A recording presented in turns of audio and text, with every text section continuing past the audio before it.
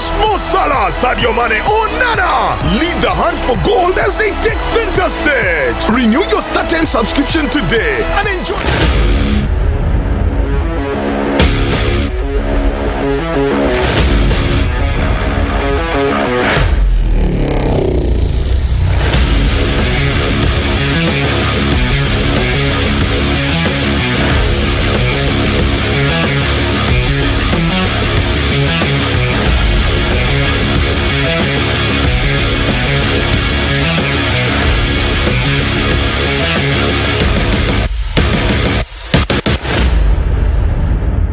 Time live on West Nile Television right here, and of course, interestingly, I want to say the weekend was one of the biggest that you should be thinking and looking into after very big games that went through from the regional up to the international stories that probably came through right there.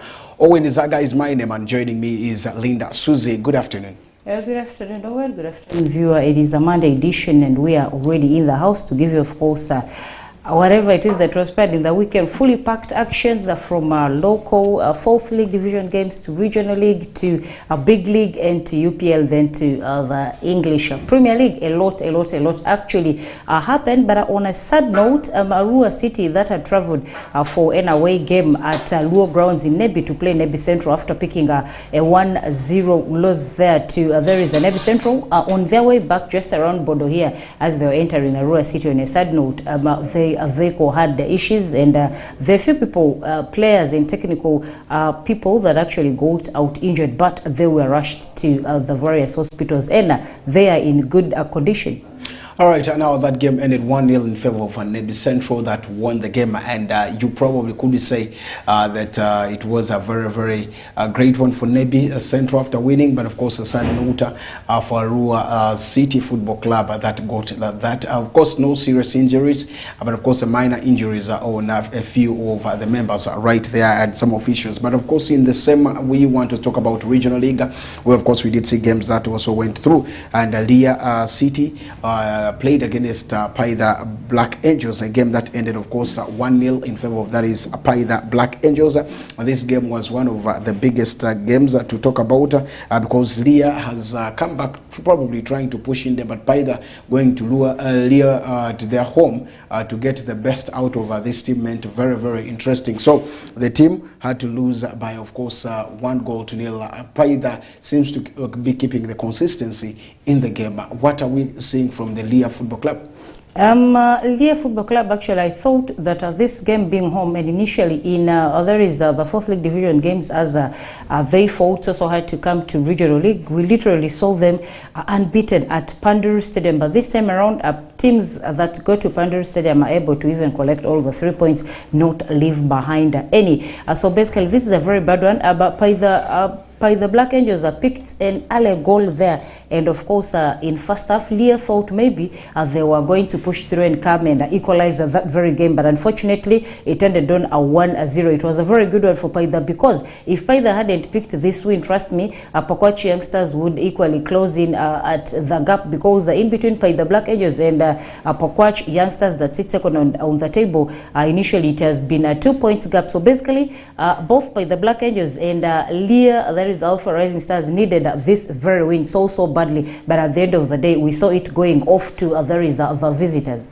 Now, of course, that was another good one for them. Of course, Leah needs to strategize and see what exactly they can put into the performance in there, whether they could improve the performance level on a high gear. Of course, are things that probably one need to be always asking and finding out where to push it right there from. Now, when you leave that there, you did also see a game between Juan Town Council against Tipsha Football Club. Tipsha lost the game to, that is, Jumani that plays at Paridi Stadium in Jumani. A very long distance probably for, that is, Tipsha that went through but couldn't get any point away from this team, and it means Jumani have also done very well to their name. Now, leaving that there, you did see a 1-1 all draw also in one of the games where, of course, the team of Padea and Pakwachi Super Eagles also had held themselves into a draw after, of course, a very big one. Pakwati Super Eagles still struggling with their move to see that they got themselves or they get themselves into the game. Now, what took my understanding or what got my attention was one of the statement that came. Zeu Football Club and a team. I think it should be Padea, something of that kind. The game did not, the game had issues where, of course, referees were tempted, or insulted, attempted, and they were told to be beaten, of course, being intimidated. And that really brought in a lot of concern. The head of referees in West Nile region, who is, of course, Atikur Rahman, did say that is one thing that they are trying to avoid in there, and of course hooliganism should be one key thing. Now, if lower leagues reach up to this extent of threatening referees here and there, do you think any referee will be willing to go and officiate games in such areas? This basically brings in an insecurity to, of course, most of the referees that come through to officiate most of these games. Literally, I don't know why people are not learning in from the incident that actually happened in the biggest football in Uganda. There is a StarTimes Uganda Premier League where Express, of course, suffered so much because referees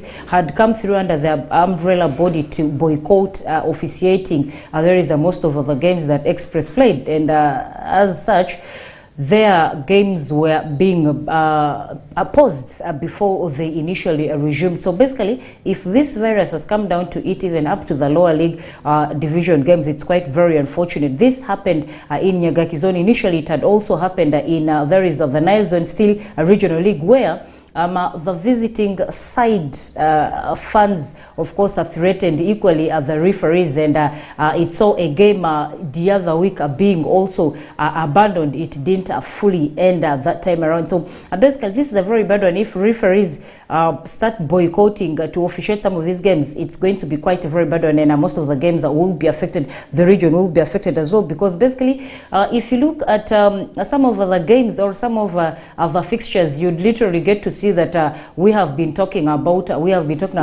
referees. We have been talking about referees, of course, not being enough. In such an incident, we've seen people being called to help, former players being called to help, and all that. So basically, people need to come through and, of course, respect the referees. Now, if you look at what exactly the head of referees did say, they have issues already. They did say they are not going to be part of any game without security because of one thing, and the security they are calling AMP for is the security of the police. And this was really a very big thing, because it has the Zeu team that played against Paida United, and this is one big thing that has really brought in a lot of issues from different games that have occurred in different also areas that I've seen that this happens right there. So it's a very big one, but because the referees wanted to cancel the game. I remember they were not happy at all after they'd gotten issues, probably to see that this team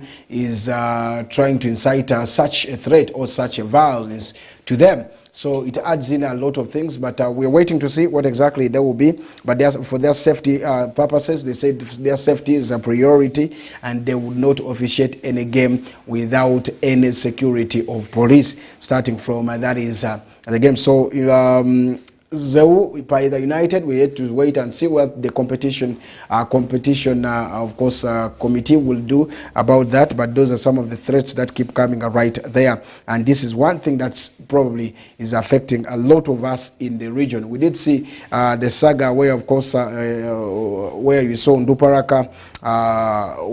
Nduparaka game had issues up to the referees, and they were saying that they threw the buses. It brought in a lot of issues. So regionally, we need to handle this well and see that this happens. We did see Express, the same thing. So it needs to be worked upon. I believe teams will really bear and work upon this to see that they get officials, or they get they get security on ground right there. Still in the region, they are going to be that is the post-primary ball games. For that is the games that are coming in there. But for Arua City, as I talk, Arua City 2024 groupings have been done or have been brought out just yesterday, and they were announced. Now, in the boys category, we did see schools like Arua in Group M, Arua SS, Manibe Public, St. Peter's, Aliba, and then Standard College, and not forgetting Soma SS, Dynasty. Then, of course, in Group B, you have Mvara SS, you have Arua Town SS, you have Lativo Foundation, Arua Academy, Michu SS, and you also do have STS Peters and Paul Pokea Seminary. That is right there. In Group C, you have Cornerstone SS, you have Arua Public SS, you have St. Joseph College Umbachi, you have All Saints Ochiba Adumi SS, and of course the latecomers that will be coming in there, because we have a few names that have not registered. And remember, when we were here with of course one of the representatives from the USA, they did say that if you have not of course paid, you will not be included into that is the list. So it's one big thing. In Group D, we have Popol Memorial, Excel Global, Naja Muslim, Arua Islamic, Tarantino SS, and then of course for the girls category you have that is Group A with Muni SS, Manibe SS, and of course Standard College, the Cornerstone, and the latecomer maybe one will be coming in there. For Group B, you have Diofe Girls, you have Niva High, you have Arua SS, you have Adumi, you have Popol SS. Then Group C, you have Mvara SS, you have Lativo Foundation, you have St. Peter's Aliba, and then you have Arua SS and any latecomer 2.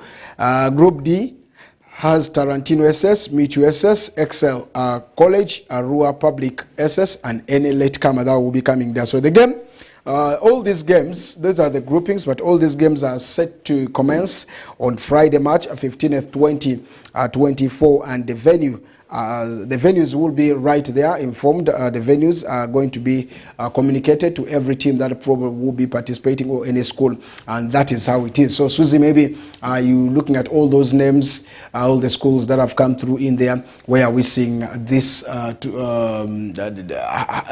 talk about the grouping. Which group do you probably see is the hardest?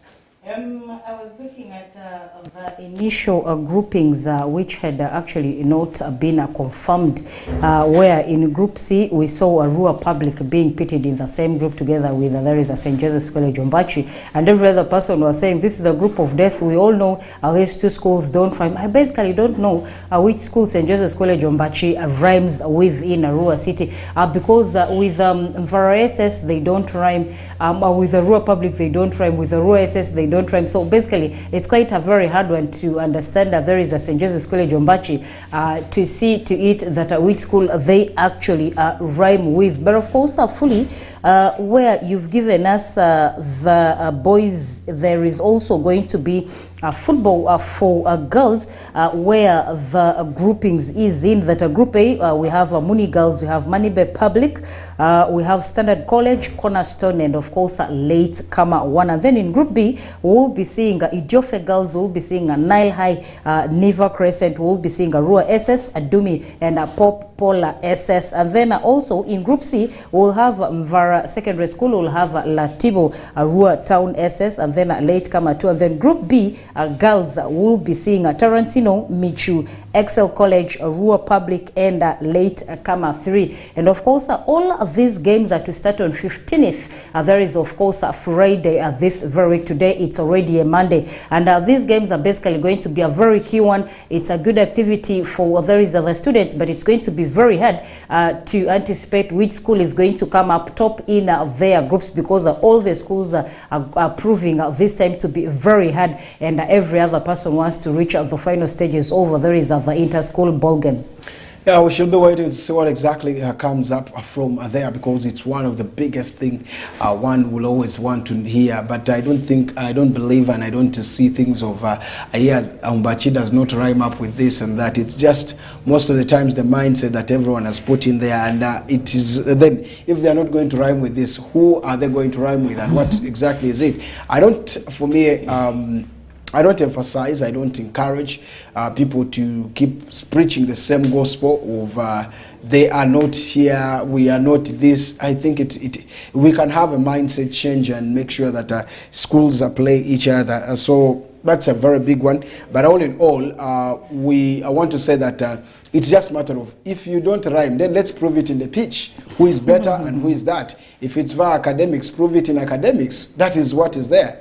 There's no need for war and that. So I believe security-wise, we need to always approach, of course, the same language of where, of course, how tight this game will be between Ombachi and maybe a Republic, maybe we are going to see that. So it's one of the biggest things that we shall be expecting in these games. But of course, as soon as the date has been confirmed, and we're yet waiting to see which grounds shall be used. I think this is in due respect to see that these games are played without any problem, because most of the times when games are within town, you see a lot of caveat, and how many grounds in town do we have also is another question that will be coming in there. So yeah.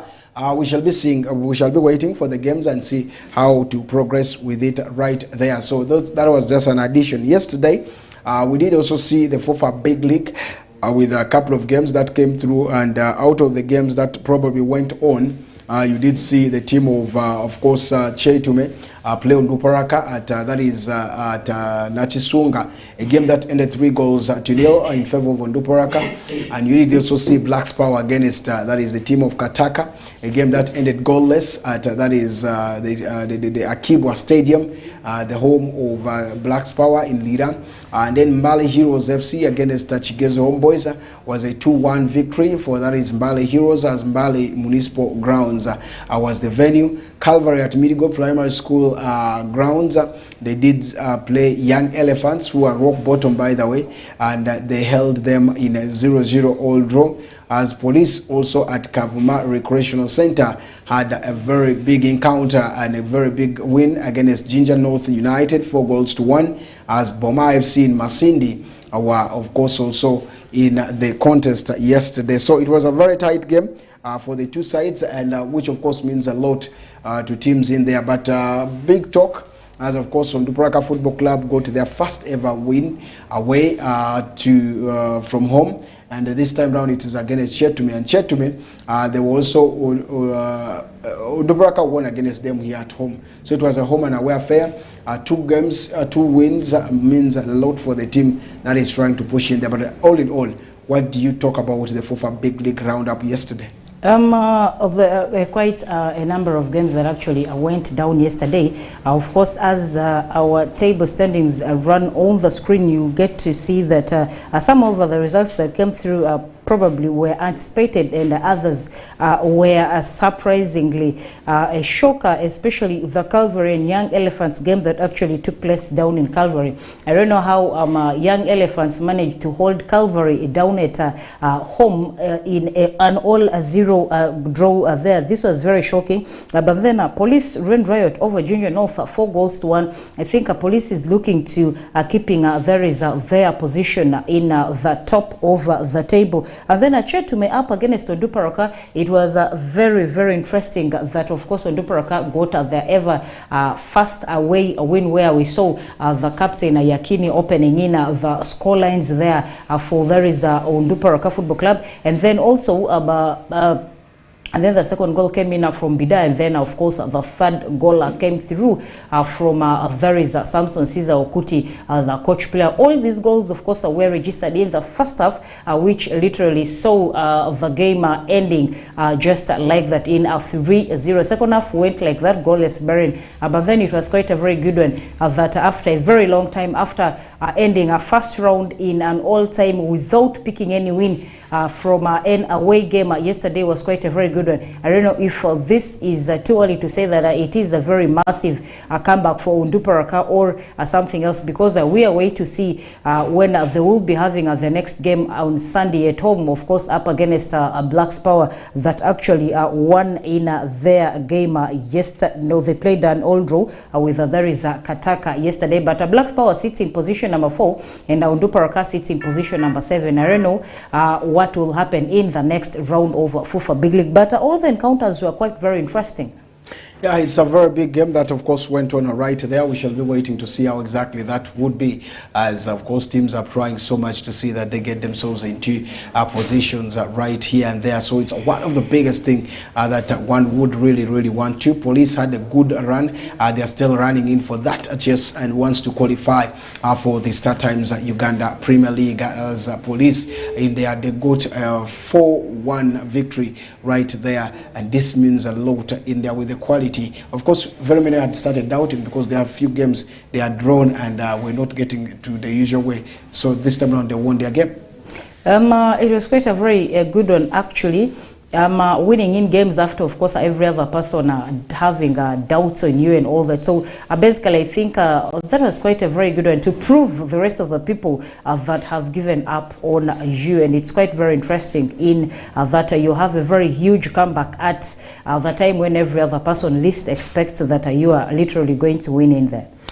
Okay, the Uganda Premier League still continues with, of course, a very good one yesterday. Express, you did see, Vipers also getting their win, which means very big. Alan Okello scoring his first ever goal for that is Viper Sports Club. They are still without any person. Of course, I'm talking about head coach Charles Livingston Bowers. He was not also in there. That means really it shows he's probably fired. So that's one big thing in there. But Okello shines and Vipers keep threatening. What do you say about that game? We, of course, literally we had discussed this very game in between of in the course of the week last week, as we were doing, of course, one of the shares down here. We literally anticipated that our Wakiso Giants coming through to, of course, host Vipers at the home of Vipers was quite very interesting because, one, I think their focus was into the revenue, and of course people came through, so a very huge crowd and all that. Wakiso, these both teams to me benefited. Wakiso are benefiting in the revenue bit of it, and then of course Vipers benefiting in there is the points bit of it. Vipers ran right there beating Wakiso 4-0. I literally thought maybe Wakiso was going to score a consolation goal, but then we saw team Vipers running riot over there is Wakiso Giants in the game that actually went down yesterday. And then on Saturday we saw Villa playing Express, and it ended at 1-0, and then Gaddafi Neck also ended at 1-0, and then UPDF Busoga ended on a 2-0 down there.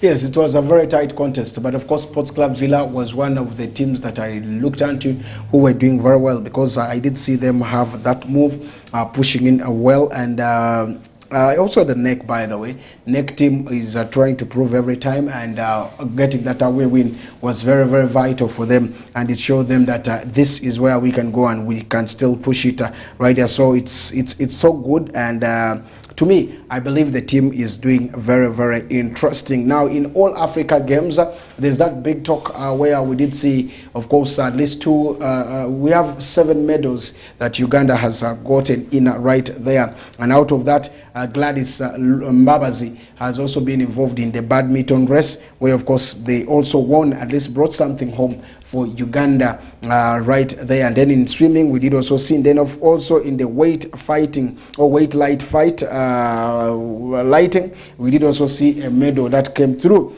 from that is Niyoita, who of course won 2 medals, and that is the 55 kg cluster in the 13th Africa Games in there. So this is one of the biggest things that we're talking about, and Uganda still keeps collecting a few of the medals in there.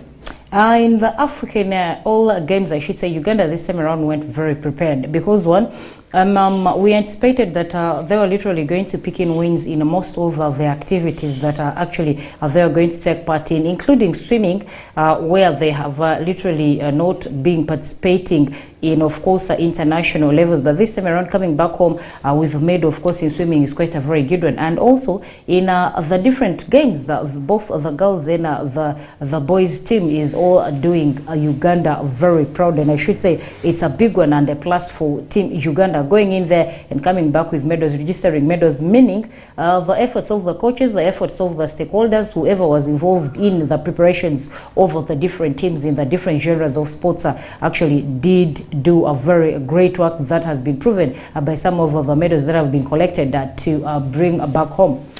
Now, the African Pulse Games 2023 still continues with now Uganda that will be tussling it out against Senegal in match day 2. I'm talking about the Hippos right there, and this is one big one. It's going to be at 8 p.m. East African time, and Uganda under 20 national team will be making sure that they need to have that course to make sure that they push it to semi-finals in this game. So the Hippos had a remarkable start. If you remember, it was 2-1.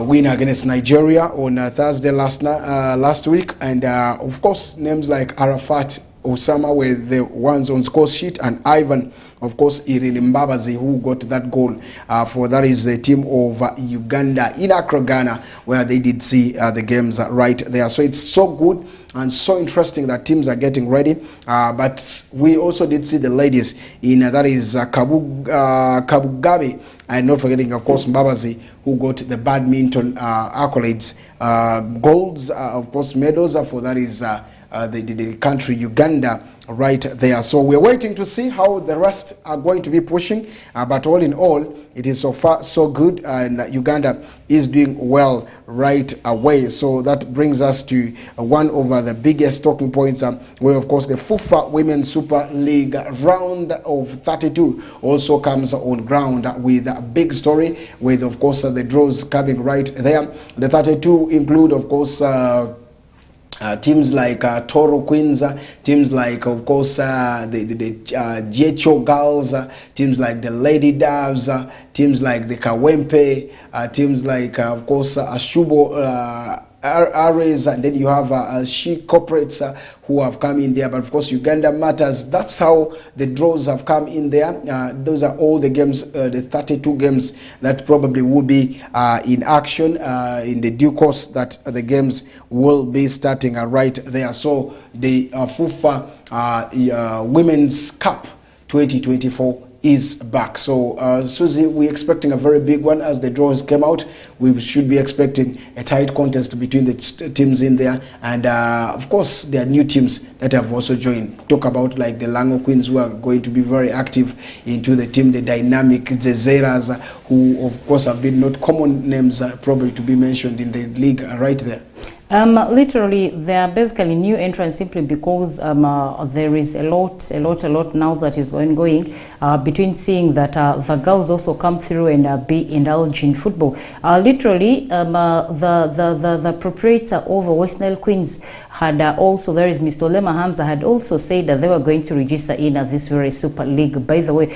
So basically, I think the ladies are coming up, and the Super League is quite a way to see to it that these ladies are brought up to the levels of the men in the different leagues. So basically it's going to be a very tight one, but of course the legends in there, the big dogs in there, are not going to let the new entrants possibly outrule them. I believe they're going to be wanting to stand in their games there. The names are like Wakiso Hill, Uganda Matters, Lubaga Women Football Club, Subo Ladies, Kampala Queens, She, Maroons, and all that. Basically all these names have registered in there is the Super League. So basically it's quite going to be a very interesting one, and a very big one, a very tense, and of course highly competitive.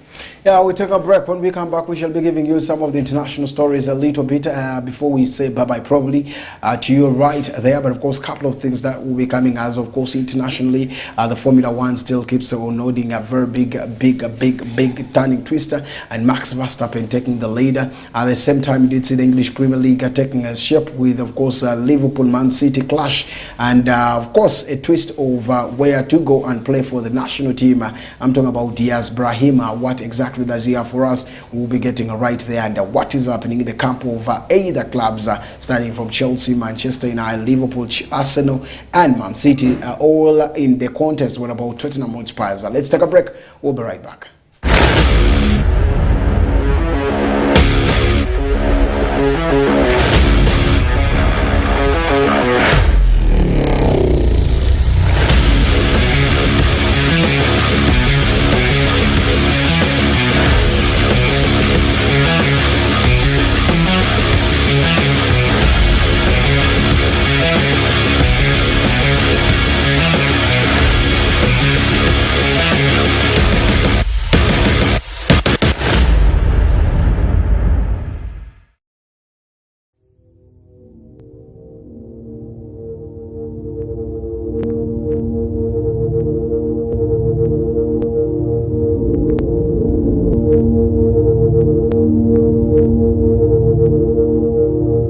West Nile TV, lighting up the region.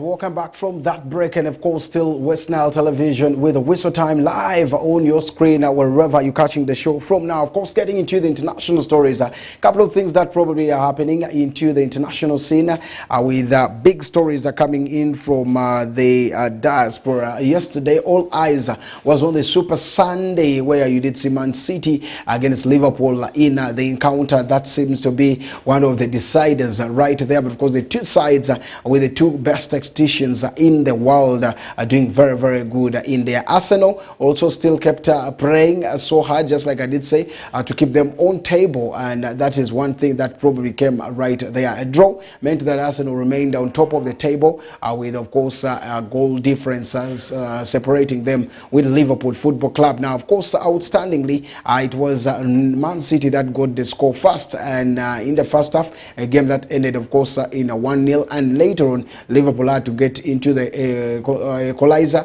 to make sure that it ended 1-1 all draw at Anfield. Of course, with Mo Salah, who came in and brought liveliness in the team, but of course things couldn't work well for them, as of course Erling Haaland was silent in the game, and not forgetting, of course, KDB, who was brought out for Kovacic in the whole entire game. Now, two good tacticians proved it to the nation and of course to the world that they still have something to achieve in this competition. And now it's the Champions League slot fighter and the Premier League who will win that right there. Now, two big names you should talk about. In fact, three: Arsenal, Man City, and Liverpool right there.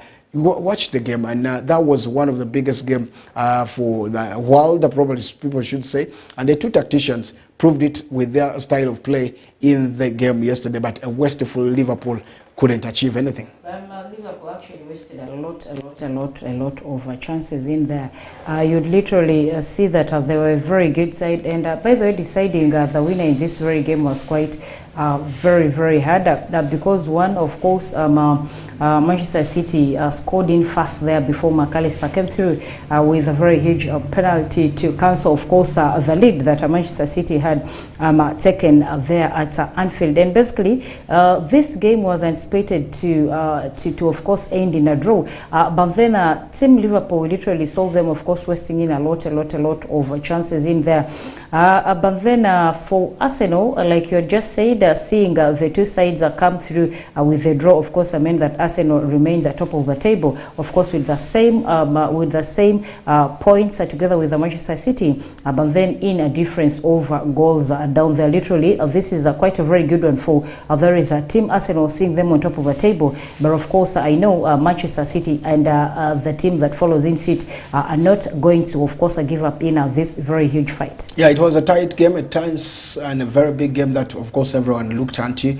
But if you look at what exactly is happening right now, a couple of games were there. Aston Villa was walloped by that is team Tottenham Hotspur by 4-0. Aston Villa that got a red card. Brighton and Hove Albion also beat team Nottingham Forest by 1-0, as West Ham and Burnley was a 2-2 draw, as Liverpool and of course Man City went into a draw. But for that is the Saturday games, United did beat a team Everton by 2-0, and you saw Bournemouth 2-2 draw with Sheffield United. Crystal Palace were 1-1 draw with that is Luton Town, as Wolverhampton Wanderers also won against Fulham by 2-1. Arsenal were 2-1 victors against that is Brentford right there. In the Spanish La Liga, you did also see games. Valencia beating Getafe by 1-0. Cadiz beating team Atletico by 2-0, and Granada lost to Real Sociedad by 3-2. And Girona also were 2-0 winners over Osasuna. In the Serie A, we did see Cagliari against, of course, Salernitana by 4-2, and Sassuolo winning by 1-0 against Frosinone. Bologna who lost to Inter Milan by 1-0, and Genoa, of course, 2-3, of course, loses to that is Monza in that game. But in the German Bundesliga, we did also see games where, of course, Augsburg did win against that is Hayden by 1-0, and then, of course, Bayern Munich beating, of course, Mainz by 8-1.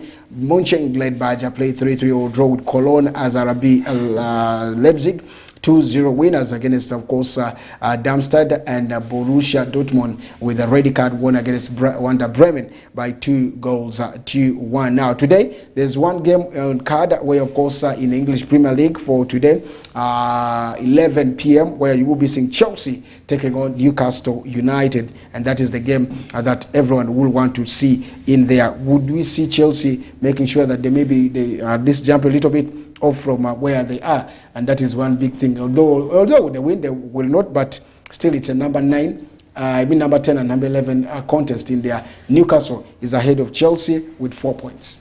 Newcastle, of course, are taking up on Chelsea. This is going to be a very huge one for there is Chelsea. Chelsea basically needing this very win to go up against Newcastle. But then I doubt if Newcastle will literally allow Chelsea to go past them. If you look at Chelsea right now, Chelsea has every other good player that every club would need, of course, to push them through to get in good results, and of course push through to a better position on the table. But basically they are not bringing in results. Chelsea has become unpredictable. Chelsea will lose in a lot of games. You don't even literally see them come through to win any of the games, but then they come in and surprise. So this time around, today 11, Chelsea up against Newcastle. I think Chelsea is going to fight so hard to see that they win, because it has been quite a number of games that they have not carried any win. But this time around, Chelsea and Newcastle, I am of course giving the odds to there is a Newcastle coming through to beat there is a team Chelsea based on the Chelsea's current form. All right, now Brahim Diaz has changed his, has come accepted to take, of course, his nationality to get back into to get into the team of that is, of course, Morocco as the national team to play for the team. Now, reports have it that the national team of that is, in fact, the country Morocco wants to plan for the federation of that is Morocco. Morocco, yes, wants to. The Football Federation wants to organize for him a party for celebrating his acceptance to go and play for that is Morocco as in the national team. So that's one big thing that is coming in there, as Brahim Diaz plays for Real Madrid, a very good player into that team, and of course he is scoring for fun these days at that is team of Real Madrid, and he will be for Morocco in that is the coming national games that probably will be coming in there. Does he deserve celebration really? Diaz, of course, deserves celebration, because when he had chosen there is Spain over there is Morocco, simply because he was been born to there is a Spanish parents, but basically he feels that the Spanish people snubbed him a chance in the national team. That's why he, of course, thought it wise to switch allegiance to there is a team Morocco. He only featured in there is the Spanish team in, I think, 2021. where they played, of course, they played a friendly and won a 4-0. In that we, of course, basically saw him scoring most of the goals. That friendly was, of course, up against Lithuania.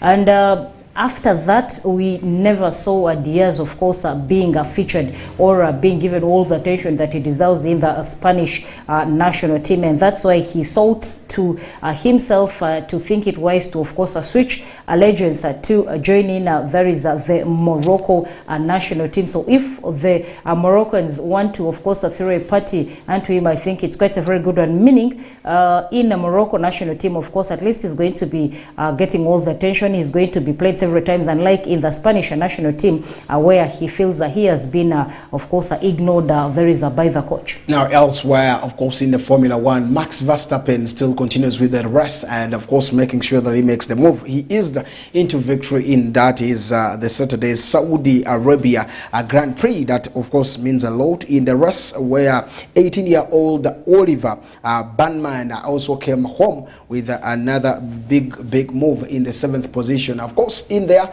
Lewis Hamilton not doing well, and this is where, of course, the Ferrari team is doing well, and reports already had it that he probably could be pushed to Lewis could join the Hamilton into this moment. But all in all, ever since Charles Leclerc and of course Lewis Hamilton, Bottas all took the lead, they have been very good and dropping. If you look at the table standing of the Formula One right now, you see the famous Lewis Hamilton, I think at number 7, which is not the best for him right there now. Of course, this is the biggest move for that is Hamilton. 3-4 consecutive seasons dominating in that is the race of Formula One. How good is that for him? Yeah, it's quite a very good one, and of course, in Formula One, basically, there are literally few people that follow that. So if he goes in, then makes a name to him, to himself. Trust me, it's going to be a very huge one for both the side that he gets to join in and himself, adding, of course, to there is the series. Now, of course, this is a very big one. Verstappen this time around finished it at 13.463 seconds ahead of the Red Bull's, of course, teammate. I'm talking about Sergio Perez, to, of course, continue the team's dominance with, of course, the Fez in there. Now, Red Bull has taken note. Of course, they are doing very well with their super riders, drivers. I'm talking about the names of now, of course, Sergio Perez, and the names like Verstappen, who are doing very well. But, of course, Charles Leclerc are not doing well at all. Yes, they are trying to push here and there, but things are not working out. Oscar Piastri is also another name that you could talk about. Fernando Alonso has also been doing well, but of course not all that best. George Russell, yeah, for those who really know about this guy, went 4th in this race and pushing it right well. And Nicolo, of course, Hülkenberg is also in there. But for Lewis Hamilton and Norris, they had a holding of 7th. That probably did not work well for them. So they are not doing well at all, which is, of course, a question over 1,000 miles. Mercedes is bouncing back for the 3rd consecutive season, according to Lewis Hamilton. That's what he said in his press conference that he was asked about what exactly things will be coming through. So he said they are bouncing back strong and stronger. So let's wait and see what exactly will be coming in there.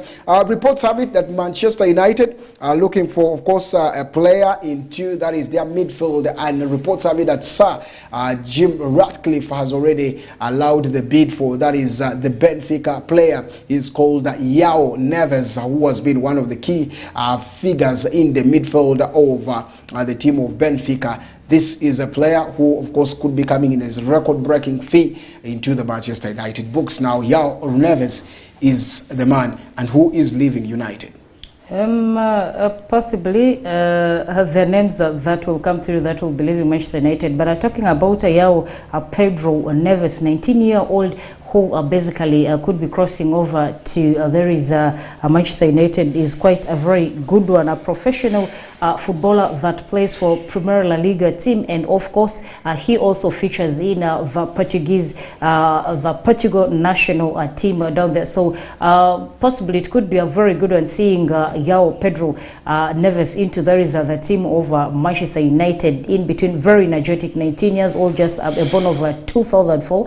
So basically it's quite a very good one if at all that bid goes through. It's a groundbreaking, of course, money is $100+ so basically it's quite a very huge one for there is Manchester United next summer if at all the deal goes through. At United, Wan-Bissaka is also back, according to Erik ten Hag, into the training grounds. We shall be waiting to see exactly that comes out right there. But again, the departure of Kylian Mbappe keeps taking note of why, of course, he could be pushing and where he could be going right there. All those are in the roundups that will be coming right there. That's all what we had for you today. We'll be saying